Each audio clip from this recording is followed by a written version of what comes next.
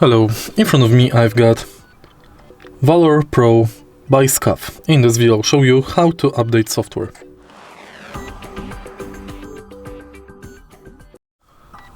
In the beginning, let's go to Valor Pro manual website and click here to download 1K pooling firmware download updater. Once it's updated, run the app and it will download a few necessary folders and application SCUF Valor updated. Find this application in your assigned download location and run it. Run search in your chosen file location if necessary. Next, follow the instructions provided on the screen and hold down the left thumbstick of your Valor Pro while plugging in the USB-C cable.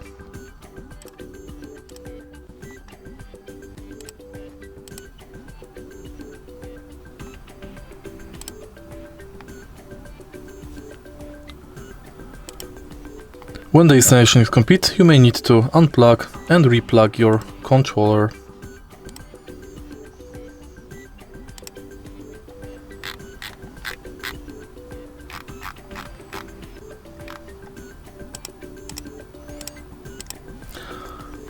If you find this video helpful, please leave like, comment and subscribe.